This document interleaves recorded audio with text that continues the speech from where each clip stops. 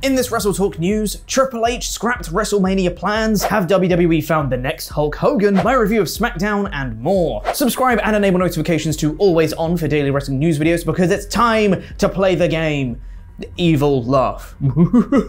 Support WrestleTalk! For those who missed it yesterday, Triple H announced his in-ring retirement following his health scare last year. Appearing on Stephen A's World with Stephen A. Smith, Triple H revealed he had viral pneumonia before being diagnosed with heart failure. Despite his recovery being successful, he then revealed he would never be wrestling again, meaning his final match was teaming with Shinsuke Nakamura against Bobby Roode and Samoa Joe at a house show in Japan. What a wild bunch of names that is. And his final televised match was his Super Showdown match in 2019 against Randy Orton. But that almost wasn't the case, as according to Trips in the same interview, before the heart failure changed things, he was originally in line to have a match at WrestleMania 38. I was already at a place in my career as far as the in-ring goes where I was comfortable being done and finished. If the right thing came along, I hadn't really said much, but if the right thing came along and they wanted me to do it, I had a conversation with Vince McMahon about doing something at WrestleMania this year in Dallas. We had talked about and there were plans for. Obviously, when this happened, it shut all that down. It sucks that Trips missed out on the most stupendous two-night WrestleMania in history, but at least he'll be leaving one hell of a legacy behind him. Something WWE has desperately been trying to achieve since the 80s has been trying to find that next guy, that next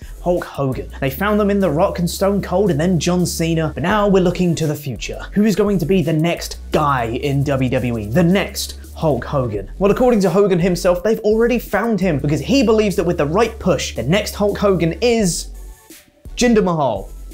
I'm not joking. On Instagram, Hogan shared a picture of he and Mahal after Mahal visited Hogan's beach shop in Tampa, Florida, with the caption, "The old school respect with the new school. Hashtag Jinder Mahal physicality. He's a bad man, brother. With the right push, he can be the new generation Hulk Hogan. He's got it all, brother. He's got it all."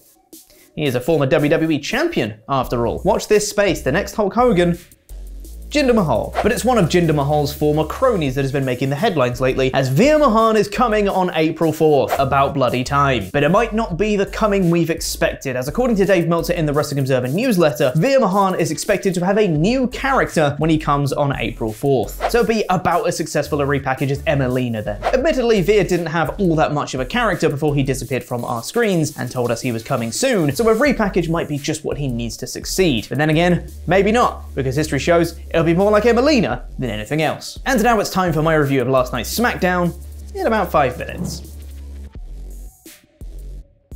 The show started, as it always does, with a long recap of Reigns and Lesnar from last week with the forklift, before Lesnar announces backstage that he can't have physical contact with Reigns unless provoked, so he decides to hang out in Reigns' locker room so he can be provoked. That's good, very Lesnar. He then broke Reigns' little table with the power of putting his feet up. That's good, very Lesnar. Shinsuke Nakamura then faced Jimmy Uso, where Shinsuke won in a few minutes after a distraction goes wrong for the Usos. This feud has pre-show written all over it. After a recap of Owens trolling the Raw audience, Lesnar is still in Reigns' locker room and trashes more stuff. That's good, very Lesnar. We got an ad for WrestleMania, an ad for Undertaker going in the Hall of Fame, Shad Gaspard announced as the recipient of the Warrior Award, a promo from Drew McIntyre backstage saying he's going to beat up Happy Corbin, and then a Happy Corbin video package. Admittedly, this video package was great. All shot from Corbin's perspective about the tragedy of his 2021, losing all his money, returning to success and going on a winning streak. This annoyed me because it actually made the Corbin storyline look good, though it still couldn't achieve the grand feat of making Madcap Moss's jokes funny. Corbin seemed to agree, as afterwards, Moss did another joke Corbin didn't like.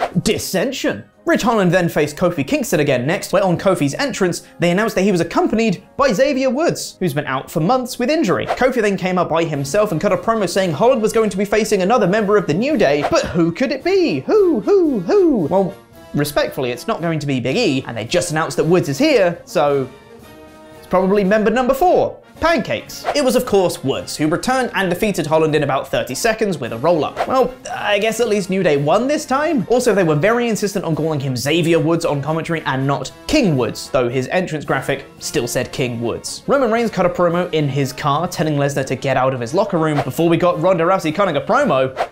Uh-oh. You know, I almost feel bad for Rousey, almost. She's not a natural talker, and she was put in a spot where she has to talk. Though you would have thought a prerequisite for being one of the top stars in the company would be the ability to cut a promo, or at least have someone with you that can do it for you. Rousey stumbled on her words, attempted to recover from it with an ad-libbed line, but didn't. Charlotte Flair then appeared on the Titantron and retorted, and they went back and forth a bit, and while Rousey's lines were fine, they weren't delivered very well. This feud should not have involved this much talking. Lesnar in Reigns' locker room says he's not going to leave, he's having so much fun. In fact, Kayla Braxton should go get Roman Reigns to come here because he's running out of things to smash. That's good, very Lesnar. The Intercontinental Champion Ricochet then had a championship contenders match off against Humberto. No, sorry, Angel. No wait, Humberto. No.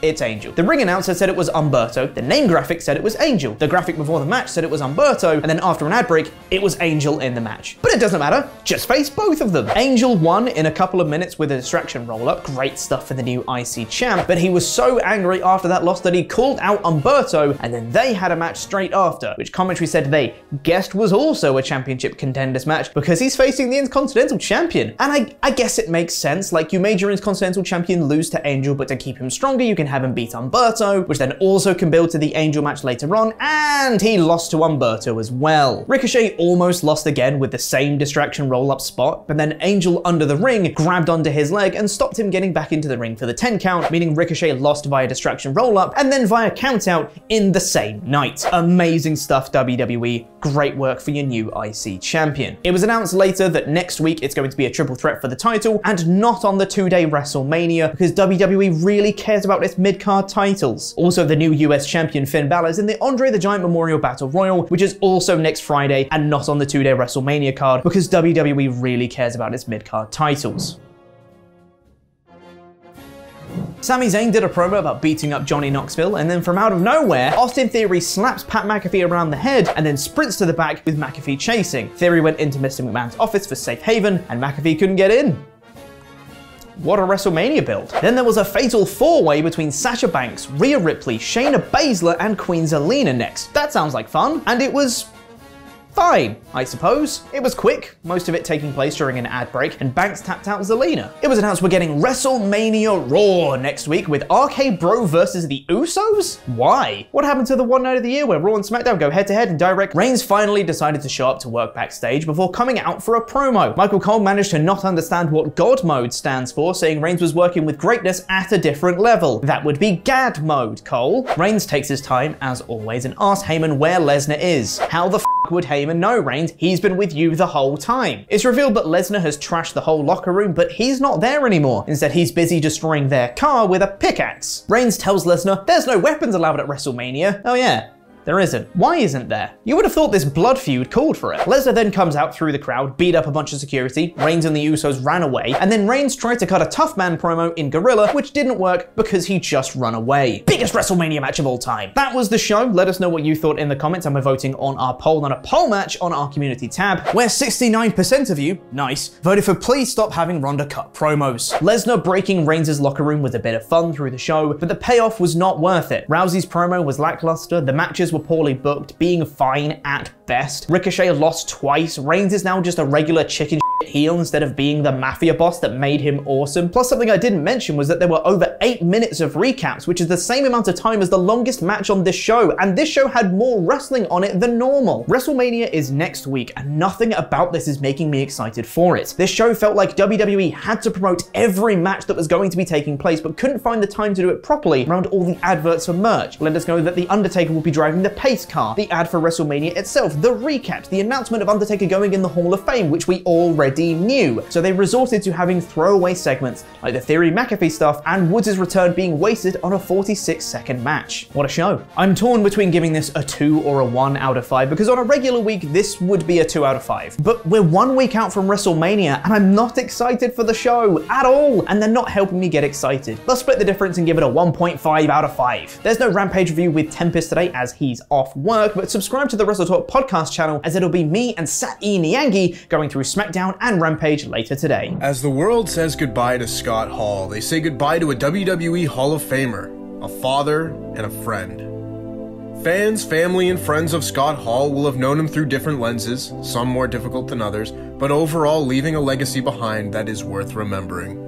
As is often best to do in times of mourning, we would like to take this chance to celebrate the life of Scott Hall rather than focus on the details of his passing.